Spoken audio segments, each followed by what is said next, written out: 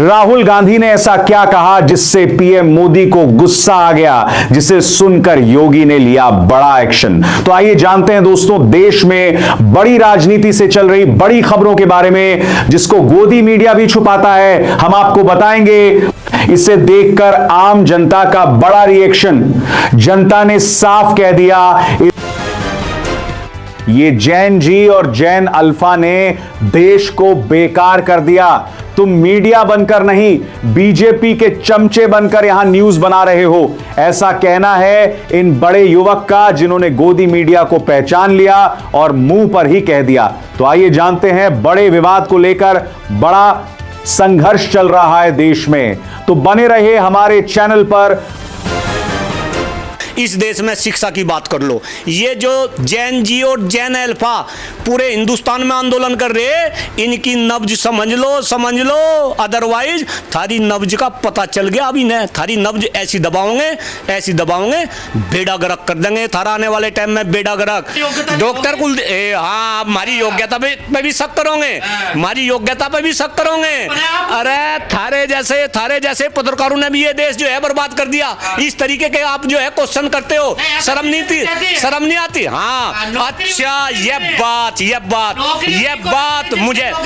बात मुझे समझ आ रही। आप पत्रकार बन गए नहीं, यहाँ बीजेपी का तोता बन गए, मेरे से क्वेश्चन कर रहे। शर्म नहीं आती आपको?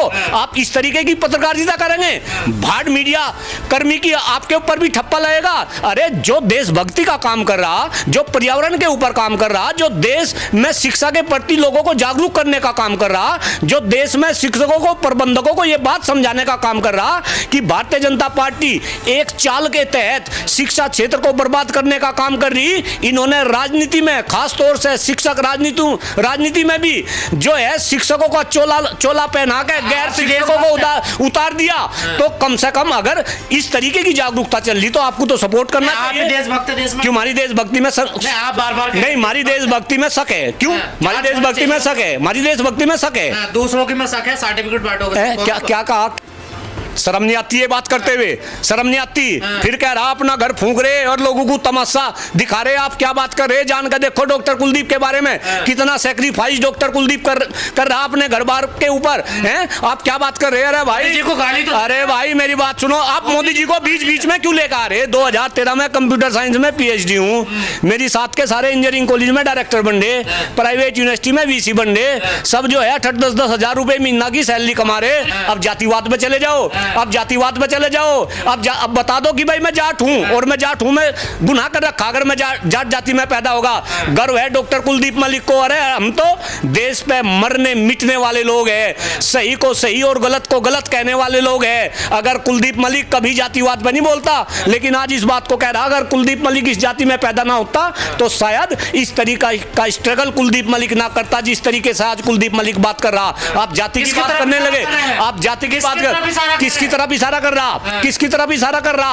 आप क्या समझ रहे? फ्री क्या देना चाहिए? फिर अटल बिहारी वाजपेयी जी की बात बता रहा। मैं तो इन भाजपा वालों को भाजपा वाली की लैंग्वेज में समझा रहा। अटल बिहारी वाजपेयी जी ने कभी ये भी कहा था कि अगर देश की जनता को कुछ फ्री में देना तो 3 चीज फ्री में दे दो। उन्हें शिक्षा फ्री में दे दो, उन्हें न्याय फ्री में दे दो, और उन्हें स्वास्थ्य फ्री में दे दो। अगर इन 3 चीज के अलावा आप देश की जनता को कुछ भी फ्री में देंगे, तो आप इन तीनों के अलावा आप देश की जनता को कुछ भी फ्री में दोगे तो आप देश को कमजोर करोगे और जनता को अपाहिज करोगे। आज शायद देश में यही बात हो रही, जो चीज फ्री में देनी थी, शिक्षा, स्वास्थ्य और न्याय, वो तो फ्री में है नहीं। अगर ये 3 चीज लोग ले रहे तो अपना घर बार, प्रॉपर्टी, जायदाद सब कुछ बेच दे। लेकिन जो जनता को फ्री में नहीं चाहिए, ये 5 किलो अनाज दे देंगे और 10 किलो अनाज दे देंगे। और अभी देख लो यूपी में चुनाव आ रहे, अखिलेश यादव ने कह दिया कि भाई 40,000 में महिलाओं को दूंगा। तो अब भारतीय जनता पार्टी प्लानिंग करने लगी कि इससे पहले अखिलेश यादव मुख्यमंत्री बने और वो 40,000 दे, हम तो चूंकि मुख्यमंत्री है, हम तो पहले ही 20-20 हजार की किस्त भेज देंगे। तो ये तो जनता का बेवकूफ बना रहे। जनता इस बात को समझे, और खास तौर से भारतीय जनता पार्टी वालों, तुम सत्ता में हो, 21 राज्यों में थारी सत्ता है, तो मैं भी थारे से भी हाथ जोड़कर निवेदन कर रहा, इस देश में शिक्षा की बात कर लो। ये जो जैन जी और जैन अल्फा पूरे हिंदुस्तान में आंदोलन कर रहे, इनकी नब्ज समझ लो, अदरवाइज थारी नब्ज का पता चल गया अभी न, थारी नब्ज ऐसी दबाओगे बेड़ा गर्क कर देंगे थारा आने वाले टाइम में, बेड़ा गर्क। मैं फिर कह रहा हूं, मैं किसी का विरोधी नहीं, मैं भारतीय जनता पार्टी का विरोधी नहीं, मैं कांग्रेस का विरोधी नहीं, मैं सपा का विरोधी नहीं, मैं बसपा का विरोधी नहीं। अगर मैं विरोधी हूं तो मैं तो केवल और केवल इस व्यवस्था का विरोधी हूं। आप देखो, जब केंद्र में कांग्रेस की सरकार थी तब भी जो राष्ट्रभक्त लोग थे वो व्यवस्था के खिलाफ अपनी आवाज उठा रहे थे। आज देश में पढ़ाना नहीं चाहते, स्कूल में गंदे बाथरूम, गंदा नल, गांधा क्लास, हर चीज है और स्कूल में पढ़ाई नहीं होती और ये सरकार कुछ भी नहीं कर रही है, सिर्फ देवी देवताओं के नाम से लोगों से वोट ले रही है और हर साल जीत रही है, ऐसा कहना है इन युवक का। तो आइए जानते हैं बड़ी खबर।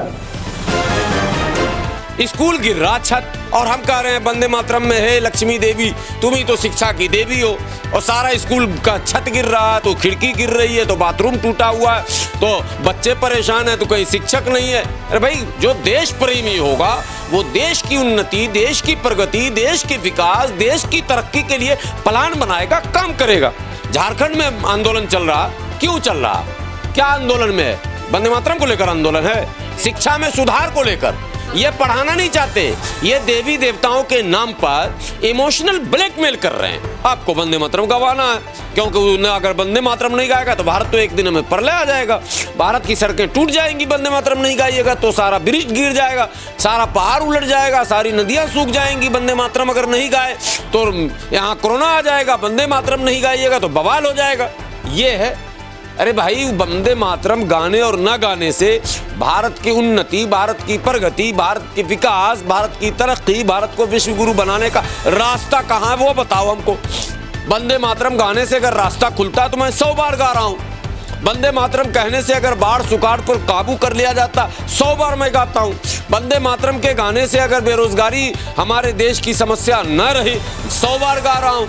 वंदे मातरम गाने से 24 घंटे बिजली, शुद्ध पेय जल अगर उपलब्ध हो रहा तो 100 बार मैं गा रहा हूँ। यार, जब इसका कोई लेना ही देना नहीं है, नहीं देशभक्ति, भक्ति क्या चीज है, मतलब भक्ति क्या चीज है? भक्ति जो है वो क्रिया से प्रमाणित होती है, भक्ति कार्यों से प्रमाणित होती है। जो फिर घोटाला कौन लोग कर रहे हैं, देश को लूट कौन लोग रहे हैं? भक्ति अगर है, प्रेम है देश से, तो ये अफसरान जो है जन्म मृत्यु प्रमाण पत्र, जन्म प्रमाण पत्र, मैंने आवासीय प्रमाण पत्र, जो सबसे छोटा काम है, पहचान पत्र और आधार कार्ड बगैर रिश्वत के काम करा के दिखा दो। गैस का कनेक्शन दिलवा दो बगैर रिश्वत के, बिजली का कनेक्शन दिला दो बगैर रिश्वत के। देश प्रेमियों की टीम है, गद्दारों की टीम हर जगह भरी पड़ी है, लुटेरों की टीम हर जगह भरी पड़ी है। एक पुलिस से इंसाफ की उम्मीद है आपको? बगैर रिश्वत के आप पुलिस थाने से लौट जाएंगे वापस? है आपके पास ऐसा मामला? नहीं है। तो ये पुलिस देश प्रेमी नहीं है, अफसरान देश प्रेमी नहीं है। एक मंत्रिमंडल ऐसा है जो ठेका बगैर रिश्वत के दे रहा है। एक मंत्रिमंडल बता दो, कोई मंत्री ऐसा नाम, कोई मंत्रालय का नाम बता दो, शिक्षा मंत्रालय, स्वास्थ्य मंत्रालय, परिवहन मंत्रालय, कल्याण मंत्रालय, कोई मंत्रालय तो बता दो आप हमको। नहीं, किसका नहीं, हम समर्थन विरोध कुछ भी नहीं कर रहे, हम कह रहे हैं अनावश्यक चीजें। एक फॉर्मेलिटी होती है दुनिया में, हर देश में एक नेशनल सॉन्ग होता है, भारत में भी है जन गण मन अधिनायक जय भारत भाग्य विधाता। अगर रिप्लेस आपको करना है तो डिबेट करवा लीजिए। रिप्लेस करना था पंजाब और सिंध, गुजरात, मराठा, तो पंजाब और सिंध तो पाकिस्तान में, आधा पंजाब, बड़ा पंजाब पाकिस्तान में, ठीक है। तो आपने इसमें क्यों रखा? डिबेट तो इस पर आपको करना चाहिए था कि भाई ये पंजाब और सिंध कहां से आ गया? पंजाब भारत का ठीक है, सिंध क्यों आ गया? तो बहुत सारे शब्द इसमें भी हैं, डिबेट कीजिए। इसको रिप्लेस करना था तो कीजिए, लेकिन आप वंदे मातरम में क्या लिख रहे हैं? अरे बता तो रहे, वंदे मातरम पूरा गाइए ना आप। हे धरती माँ, हे दुर्गा माँ, हे फला माँ, तुम्ही शिक्षा देने वाली हो, तुम्ही, मैं बोल रहा हूँ तो मुकदमा होगा मेरे पर। यही हो रहा क्या है? शिक्षा देने वाली अलग मतलब देवी है, अलग धन देने वाली अलग देवी है। धन सब अंबानी अडानी के पास है। मुकदमा किस पे कीजिएगा? सुप्रीम कोर्ट में देवी जी पे, कि वो गरीब जो इस धूप में, जो माने 50 के टेम्परेचर में खेतों में खड़े होकर एक साया नहीं होता है, वो हल बैल जोत कर। क्या भारत में सुधार आएगा? क्या भारत ऐसी ही चलता रहेगा और देश के मुकाबले बहुत पीछे रहेगा? क्या अगला पीएम राहुल गांधी को बनना चाहिए? तो आइए जानते हैं बड़ी खबरों के बारे में। तो चैनल को अभी सब्सक्राइब कर लें।